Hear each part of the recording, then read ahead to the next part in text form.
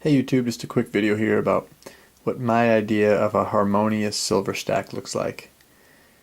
In my opinion, I think about 75%, probably 75 to 80% of your stack should be generic. These are some Christmas rounds that are, you know, prevalent at many local coin shops. At my local coin shop, he's got a bin of stuff that he sells at Melt, and it's 90% of it's Christmas or holiday rounds. But whenever I see him there, I grab them because um, it's cheap silver, and so I think you can add a lot more weight if you're getting a lot of the cheap stuff. So I think you should have a lot of generic, and then the added benefit of that is it's very liquid, it's easy to sell, and get your money back out of it. So, but at that same time, I got up here an Engelhard bar that I got at a generic price, and it's kind of a cool little bar. Um, Probably has a premium on it if I were to try to sell it online or whatever. So just because you have to get, I think you should have a big chunk of your stack should be in generic. That doesn't mean it has to be all Christmas rounds and all stuff that's lame. You can find stuff that's cool that's at a generic price. A lot of my favorite pieces I got out of the generic bin. So maybe I paid $1 over spot for it at my local coin shop. So there's stuff to be found that's cool that you're into, and there's even stuff to be found that has premiums attached to it that you can find for generic prices. But to me, about 75% of your stack you should be paying generic prices for. So $1 over spot or less, or spot is even better, or less than spot, whatever. But anyway, in my opinion, about 75% of the base of your stack should be in generic. Um, and again, some of that could be generic stuff that has a little bit more of a premium, but as long as you're paying generic prices on it. In my opinion, about 20% of your stack should be in constitutional, or 90%. That's right about where mine's at. I have about $250 face, which is pretty close to 20%, I think, of my stack. I haven't done the math, but it's real close. I'll probably add a little bit more, but I'm kind of avoiding it for now just because I don't think, at least where I'm at, the premiums on it are pretty high at the moment. So, but I think you should have a good base of constitutional. It's easily recognizable.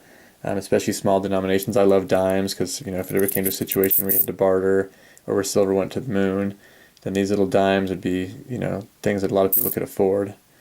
Some of these have been cleaned, which drives me nuts, but anyway, I got them for cheap because of that. But I think having small denominations is good, and I like, with my junk, I've got a lot more dimes than I do anything else because I think it's a good thing to have for if it ever came to a situation where we had to barter, or just if silver went to the moon, a lot of people could get into silver for a dime. It'd be almost become like a fractional gold. People could afford it, so there might be more demand for it. Maybe, who knows?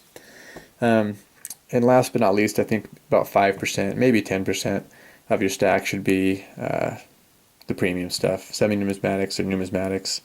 Whatever you're into collecting. I've got the full set of the Zombucks. I know I'm a sucker. I fell in love with them when they came out, and I bought them all the way through. But on those, honestly, if I were to sell those, I would make money because they've held their value pretty well. Things like Australian, the Perth Mint stuff, beautiful, beautiful. They make awesome stuff, but there's definitely a premium attached. So you can't really go chasing those too much, in my opinion. If you start chasing sets and things, and you're paying $30, $40 for an ounce, you're killing your average, and you can't have your stack all tied up in that kind of stuff because A, it won't be as big, and B, it's going to be harder to move when the time comes if you got to sell it all quick. So in my mind, again, the Harmonious stack is 75%-ish of generic, stuff as cheap as you can get it, 20%-ish on constitutional, or 90%, and I think there you should have a good variety, of dimes. I've got war nickels, I've got dimes, I've got quarters, I've got halves, I've got silver dollars, I've got 40% Kennedys. I've got a wide variety of stuff with my junk. I think that's important to have some variety. Same thing with the generic. You don't just want all Christmas rounds. It's nice to have some variety.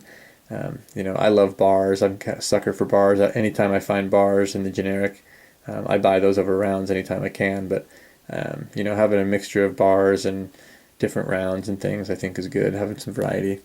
And last, I think about 5%, maybe 10% if you're really into the semi-numismatics. But in my mind, that's about the right ratio. About 75, 20, and 5. So just my thoughts. Your mileage may vary. You may have different plans for your silver than I do. But just sharing my thoughts, guys, on what I think makes a harmonious stack. And am I there yet? No, I'm working on it. I probably have more than 5% of this kind of stuff, and I'm slowly trying to get that weeded down and turn it into more of this stuff. But it's hard because this stuff is, it's not as sexy. Getting these, Christmas season's greetings rounds that my local coin shop owner laughs at me every time I buy these. But you know what? Hey, silver, silver, stack it high. Thanks for watching, guys. Take care. God bless.